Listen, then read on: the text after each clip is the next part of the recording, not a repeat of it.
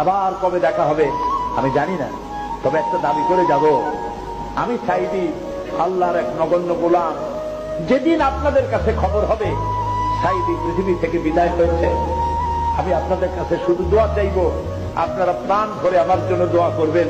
আল্লাহ রাব্বুল আলামিন কিয়ামতে আমাকে যেন ক্ষমা করে দেন, আল্লাহ পাক তার জান্নাতের ভিতরে যেন জায়গা তৈরি করে দেন। আমি শুধু আপনাদের দোয়া চাই।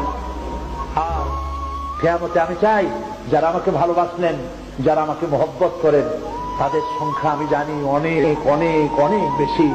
আমি আল্লাহকে বলবো, আল্লাহ আমাকে যারা ভালোবাসে এরা আমার মায়ের পেটের ভাই না, এক জেলার মানুষ নয়, অথচ আমাকে ভালোবাসে শুধু দিনের জন্য। একদিন এই চেয়ারে সাইদি থাকবে না, হারিয়ে যাবে একদিন, এটাই স্বাভাবিক। মাওলানা শামসুদ্দিন থাকবে না, সাইদি থাকবে না। প্রিয় ভাই সব, আল্লাহর কসম, এই দোয়া কবুলের ভিতরে সাইদির কোন কেরামতি নাই, কোন কারিশমা নাই, আল্লাহর কসম। এখানে যে দোয়া যদি কবুল হয় তার একমাত্র কারণ কালামুল্লাহ, আল্লাহর কোরআন। আমি অযোগ্য, আমি অপদার্থ, আমি আল্লাহর এক গোলাম। সমস্ত মুজিজা এই কোরআনে। তাই লোকেরা বিশ্বাস করে এখানে দোয়া করলে আল্লাহ অনেক কথা শোনেন, না শুনলেও তার কিছু আসে যায় না। ফাআলুল লিমা ইউরি, যা খুশি তাই তিনি করেন।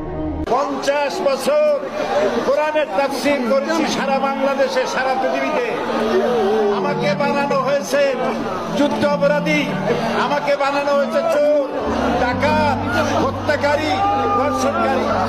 আমি আল্লাহর নামে কসম করে বলছি, আল্লাহ তোমার জাতের কসম, তোমার ইজ্জতের কসম, তোমার সম্মানের কসম, 1971 সনের এক ফোঁটা পানি বা কাদা আমার গায়ে লাগে নাই, লাগে নাই, লাগে নাই। আমার শুধু কাজ ছিল, আমার শুধু কাজ ছিল কোরআনের প্রচার করা। নাস্তিকবাদীরা সহ্য করতে পারে নাই, জালিমরা বরদাস্ত করতে পারে নাই, যার জন্য আমাকে বন্দী করে রেখেছে।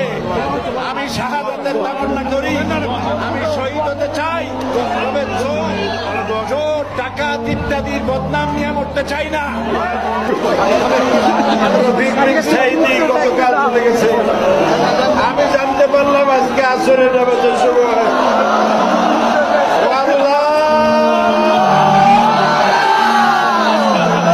আমাকে কথা বলতে দিন, আমাকে কথা বলতে দিন। আমি জানি না আগামী দিন অথবা আগামী বছর আপনাদের সাথে এই জায়গায় দাঁড়িয়ে আমি বক্তব্য রাখতে পারবো কিনা আমার জানা নাই, আল্লাহ পাক ভালো জানেন।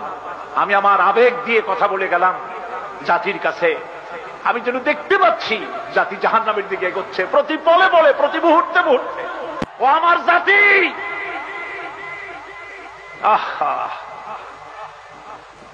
শাহ আতাউল্লাহ বুখারী রহমতুল্লাহ আলাইহি তিনি বলেছিলেন, 40 साल तक कब्रिस्तान में आजान दिया, कोई मुर्दा जिंदा नहीं हुआ।